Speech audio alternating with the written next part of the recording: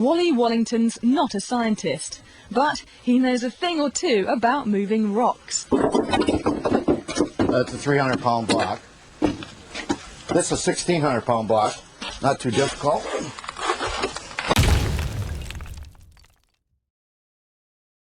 Look at this. Somebody come look at this. Look at this. Somebody come and look at this. Look at this. Stonehenge. How they moved and stood these massive stones. It's a scientific mystery. This man swears he's cracked. What? He's a retired construction worker whose passion is moving heavy items. When you look at the magnitude of the weights that he's moving around, it is really impressive, and he's not using any equipment or anything. It's all based on a very simple technique.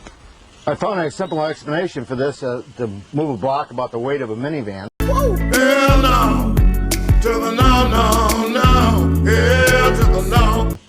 Would be to place a stone underneath it. And once I balance on it, I can spin it.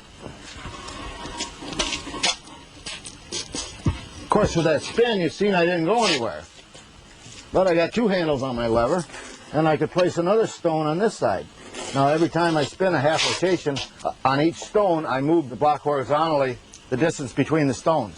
For my own output, I could move a 1-ton block 300 feet per hour. Well, I'll be damned. Using this technique, he's moved everything from 1-ton blocks to buildings. What?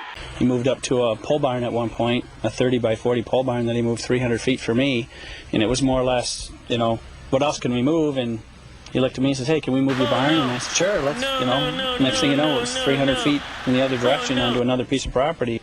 Today, Wally put his theories to the test and tried to stand this 19,200-pound block by himself.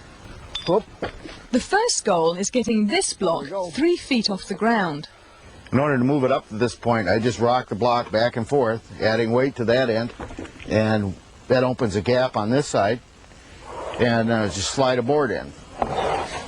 Then I add the weight to that end, there she goes, and slide a board in on this end. This shoring box acts like a jack, slowly raising the block. It's 3 feet off the ground, but tomorrow is the big experiment, standing it up. Here's how it's supposed to work. The first thing I'm going to do here is release this temporary shoring I have set, and come over here, release some of my counterweights, and that's going to put the entire weight of the block on this rope. So then I'm going to release the rope, come back in, and the rope's going to be my brake. I'm going to guide it into the pit. The easiest way I can explain this is this is just a big teeter-totter, and I got the big kid on that end, and he's going to go down, and this end's going up.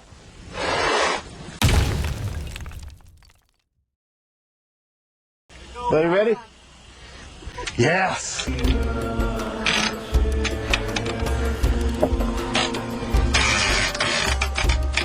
All right.